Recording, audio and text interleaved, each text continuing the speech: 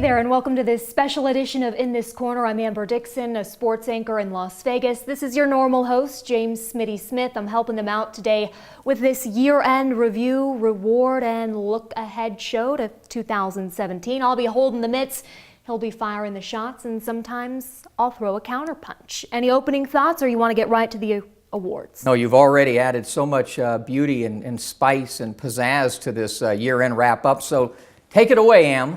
Promoter of the Year and Manager of the Year. My promoter has to be, from Matchroom Sports, Eddie Hearn. He has done such a tremendous job across the pond, not only with the tremendous fighters. He has Lee Selby, he has Scotty Quigg, James DeGale, heavyweight champion Anthony Joshua, but it's not just the fighters, but it's the promotions that he puts on over there. They are simply scintillating, and he is a great young mind in boxing. So Eddie Hearn. And to the manager, Egis Klimas, a gentleman who I spent a lot of time with, had a great time with him in Kazakhstan a few years ago when I really got to know him. But Sergey Kovalev and Vasyl Lomachenko, need I say more? Two of the fighters that he represents, and Egis really does a great job positioning his fighters, and all of his fighters tell me that they love him. So Egis Klimas, my Manager of the Year. Trainer of the Year.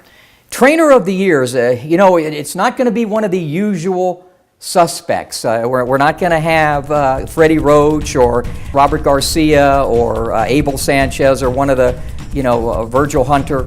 It's Kevin Barry from New Zealand, a guy that I've known a long time, and Kevin has really been around the sport. He guided David Tua to just the brink of a heavyweight championship, and I always thought David Tua should have won the title. But what he's done with young Joseph Parker, guiding him to the heavyweight championship of the world, at least one of the belts, for a tiny little spot like New Zealand, he's done a great job. Kevin Barry, my mate from New Zealand, is my Trainer of the Year. Another young fighter, Errol Spence Jr., he gets your Breakout Fighter of the Year award.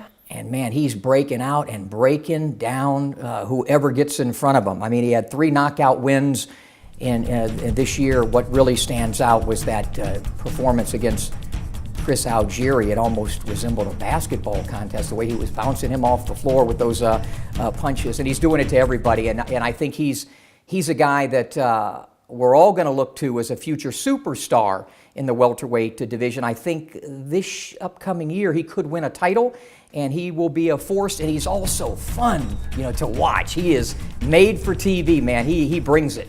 Upset of the Year. Yeah, there was a bunch of them, but really I gotta give it to this kid, Joe Smith Jr. To do what he did to Fonfara, I think that fight was in Chicago, and all the Polish people were there, and he knocked him out. I believe it was the first round. And then what he did to B-Hop. He not only knocked him out, he knocked him clear outside the ring and ended his career. And he's a guy who really wasn't on anybody's radar. He was supposed to be the proverbial opponent for Fonfara and for B-Hop, and yet he comes out in knockout fashion on both counts. He's my upset guy for the year. Knockout of the Year. Wow, there was some great knockouts. I mean, I think of Deontay Wilder and Spilka. He hit him with a right hand and spun him completely around, and then the brutal artistry of Vasyl Lomachenko setting up that knockout of Martinez. I think it was in round number 5. It wasn't just the punch, but the way he set it up. That was a great knockout. And there were others, but my knockout of the year has to go to the redhead. I mean, Canelo Alvarez and what he did against Amir Khan in round number 6. The exact round I predicted, by the way. And we all had Khan ahead, didn't we, in that fight? Had him winning the fight, boxing well, trying to stay away. But again, Canelo not only threw that shot, but he set it up, and it was devastating, and it stretched Amir Khan out. And that'll be one that I don't know if Khan will be able to recover from. We'll see. But my knockout goes to Canelo Alvarez. Plenty of shots exchanged in your Fight of the Year. Wow. Yeah, the Fight of the Year. When I think of fight, I mean just fight, a Gotti Ward type thing. I have to think of Vargas and Salido. I mean, that was a Donnybrook. That was a Pier Sixer. That was just one hell of a scrap. But my Fight of the Year is going to go to Carl Frampton and Leo Santa Cruz, because they gave us some of those same great exchanges, ebb and flow, back and forth, left and right, good stuff on the inside. Didn't need a damn referee at all. I don't even know who refereed the fight. We didn't need one. But at the end of the day, too, there was more skill in that fight, more artistry, if you will. And that was one. And fortunately, what's great, and we'll get to this, we get to see that fight again early in 2017. So my fight of the year, Frampton and Santa Cruz. Do it again with the same kind of fashion. And the granddaddy of them all, fighter of the year, also going to Frampton. Yeah, the Irishman, what a performance he put on, not only against what we just mentioned in Santa Cruz in our fight of the year, but defeating Scotty Quigg, another unbeaten guy. I think both Quigg and Santa Cruz were the favorite against him. And what I've seen in Frampton, he's a guy that really, every time I watch him, I see a lot of improvement in his boxing ability, in his fighting on the inside, his entire repertoire. And when you beat two guys, completely different styles, on different sides of the pond, both unbeaten, as an underdog, Frampton, you're my size, and you're my fighter of the year. Looking forward to seeing him here in Las Vegas, January 28th. We move to your pound-for-pound list. Number one is Gennady Golovkin. He's never fought in Las Vegas. Isn't that amazing? Yeah. And hopefully we're going to have him fight Canelo here, right? This year, right? Exactly. That'll be on our wish list. You know, it's the sheer dominance of Gennady Golovkin. One of the things that impressed me the most about him this past year against the fight against Kell Brook, everybody said, oh, he's facing a welterweight. He's also facing a damn good welterweight who was actually a little bit bigger than him, I think, when they weighed in. He's also facing a guy who, at the time, I felt was the best welterweight on the planet. He was also facing a guy on his home turf with his partisan crowd, of 20,000 or whatever it was there. And he didn't have a good night. Something wasn't right with Gennady Golovkin. I think he was under the weather, and he still performed, and he still did what he does. He systematically breaks down his opponents, beats them up, and forces them to quit or stops him. And he did it against Kell Brook, and he's my number one guy on the pound-for-pound list. Your number two pound-for-pound, Andre Ward. And one of my favorite guys, as you know, he's been unbeaten for like 20 years. He has a gold medalist, our last in the men's category. With the win over Kovalev, I would have no problem putting him number one, or with anybody having him number one. But he's had a lot of inactivity, and that fight was a controversial one, although I had Andre winning. He suffered a knockdown, but yeah, he's right there itching at the top. Number three, Roman Chocolatito Gonzalez. 46-0, an absolute beautiful fighter to watch in the ring. I love the way he uses his angles. I mean, he's like the Energizer Bunny. You don't know where he's at. You need 4 or 5 HD cameras to follow that little cat around. He's beautiful. I think we're going to see some interesting stuff with him going up in weight. We saw that against Quadras, but yeah, he is a fantastic fighter. Number four, Sergey Kovalev. The Crusher. And he's done that against everybody but Andre. He did it early in the fight. Andre came on. Let's hope that'll be on our bucket list for a rematch for 2017. But he's right there at the top, too. 5, Terrence Bud Crawford. Another unbeaten fighter, and a guy that I sense and feel superstar status is just about right here. And he is a guy that I love to watch fight, improvement every time, and he's great. And another guy who I want to mention, I think he's right underneath him, is Vasyl Lomachenko. A lot of people have him number one. He's only had 8 pro fights. I know he's had 300 amateur fights, a couple of gold medals, but I can't put somebody with 8 fights my number one pound-for-pound fighter, even though nobody is fighting any better than Vasyl at this point. Number 7, Saul Canelo Alvarez. 8, Keith Thurman. 9, Carl Frampton. 10, Erislandy Lara is tied with another Cuban, Guillermo Rigondeaux, and then also Deontay Wilder, the heavyweight champion from Tuscaloosa, Alabama. Let's talk about the heavyweight picture in 2017. Poised to be something special. That's a great point. It used to be so goes the heavyweight division, so goes boxing. The once most coveted prize in all of sport was to be the heavyweight champion of the world. Now we have a plethora of them. But we have some young guys with some talent. Anthony Joshua, a gold medalist. Deontay Wilder, a champion, and who can really punch, and he's fun to watch and a specimen. And you got Joseph Parker, newly crowned New Zealand lad who has a lot of potential, and and then you got Tyson Fury, and if he can get his stuff together, he obviously already beat Klitschko, who's hanging around Vladimir, who's going to fight Joshua, and to be honest with you, what a great time, Amber, for a heavyweight tournament. For a tournament to have all of these guys, and I think they're all willing to fight each other. They're damn big enough to be fighting each other, right? No excuses, no weights. So yeah, I would love to see it, because I think out of this could come something kind of special and would be a resurgence into the heavyweight division. And I think it would transcend, certainly here in this country, because again, everybody loves to see the big guys. Talking about 2017, what do you think about women's boxing? Is it going to be bigger because of Claressa Shields, Olympic gold medalist, two-time? And I was so happy to see it. Shields, a two-time gold medalist. That's something pretty special. And I go back to the Christy Martins and the Layla Alis and the Lucia Rikers, and I remember Ann Wolfe. I don't want to mention because I called all of their fights.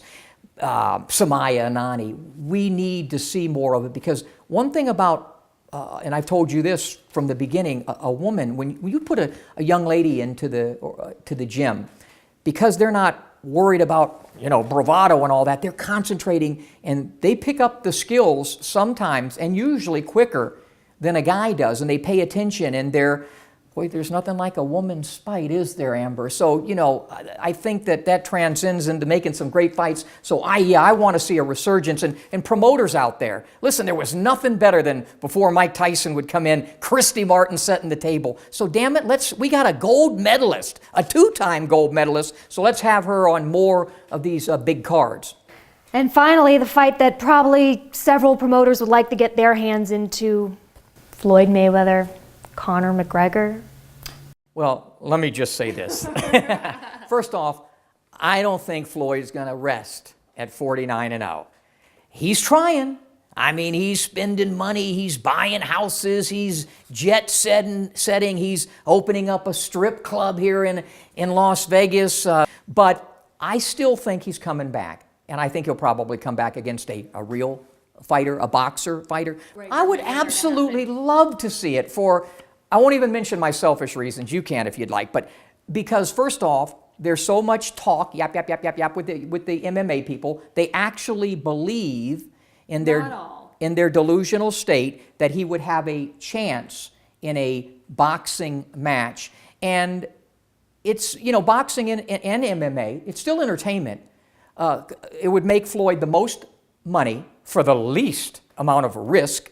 And I think it would be a great promotion, and we'd be a part of it, and so I wouldn't mind it at all. I mean, Muhammad Ali fought Antonio Inoki, and a lot of fighters went on, to do professional wrestling, like Mike Tyson and Joe Louis and Buster Douglas. So I wouldn't mind it, and it would be so much fun to watch Floyd beat his ass. I mean, it really would. With the passing of Muhammad Ali, the greatest, making his final exit from the ring, what did his passing mean to you? Well, it meant so much because he meant so much to me, not only as what I do for a living, this sport, but even as a man, because I'm kind of known for my sense of bravado, and he had a lot to do with that. I kind of had it going, but the fact that he embraced it and accepted it when I was hanging out with him as a little boy at the Fifth Street Gym, and just watching him handle everything, and especially I think about it now, Amber, with humility. When he lost to Joe Frazier, March 8, 1970, the way he handled loss, the next day in a hospital bed with a swollen jaw, saying, "I ain't so pretty no more." And public sentiment changed. I mean, you got to remember, 50% of the people, maybe more, especially white people, didn't even like Muhammad Ali because his refusal, to go into the armed services and what have you. And that, the way he handled defeat, really showed that he could do it all and handle it all and be it all. And for young people out there, not just fighters, but in general, the dignity, the respect, the fierce loyalty he had to whatever he stood for and was standing for. Not to mention, he was a pretty damn good fighter. Part of his impact on your life led you to some of your accomplishments this year, I think, had a direct impact. Let's talk about the International Boxing Hall of Fame. Wow, what an honor it was to get the call from Ed Brophy. Actually, I think I got the call in February. He asked me would I host all the activities there, and I said I'd be thrilled to. And then it took on a completely different meaning, Amber, when the week before, the Friday before, was the passing of Muhammad Ali, and so many people of the greats that were going to be there in attendance in Canastota. Their travel changed because they had to go to Louisville, where the funeral was, and I had to kind of set the stage and take over everything there and handle everything there, and to be with the crowd, boxing fans, and be able to share stories of not just a brush with greatness. I was around him all the time, and then to be with a Colonel Bob Sheridan and a Jerry Eisenberg and different people that were there being inducted, and to talk and then let the fans talk, and I moderated that. It was just so, I knew I don't believe there are any coincidences, so there was a reason why I got that call, and it was really, and it really helped me. It was cathartic for me to help me get through the passing of Ali. And from hosting the International Boxing Hall of Fame, you went on to a couple months later being inducted into the Nevada Boxing Hall of Fame. Yeah. Congratulations. Thank you. And you were there presenting me, and I can't think of anything. I'm from Florida, and I live here in Nevada, and so I got both of these, and so that's pretty thrilling to be able to be honored in boxing in the two places that really I've called home. And inducted into what category again? It was media? No, it was as a featherweight, as one of the great featherweight fighters of all time. You wish. Okay. And now I want to say something to the fighters, the prize fighters, the boxers, the gladiators. You don't just enter the damn arena. You climb inside the squared circle and you put your careers on the line. You put your health on the line. And yes, you put your lives on the line every time you enter those ropes. I want to thank so many of you personally who have been on my show and did me the honor, man, by lacing up the gloves with me in this corner to showcase and uniquely demonstrate your remarkable fistic skills. These skills have made all of you champions, greats, and some of you living legends. What our show can't really demonstrate are the unseen qualities that make you the prize fighter so very special. Remarkable heart, tremendous determination, and unbelievable resiliency. These qualities make you fighters the most common and uncommon of all professional athletes. Any closing thoughts, Smitty? In a year where we lost the greatest Muhammad Ali, who meant so much for me personally, and for the sport of boxing, and for humanity in general, and with what's happened in this country, I just want us to really remember and try to always think about how Muhammad Ali lived his life, good, the bad, and the ugly. But at the end of the day, he was a real man. And a perfect way to end is one of his quotes: "Service to others is the rent we pay for our room here on earth." Thanks so much for joining us. Have a blessed 2017.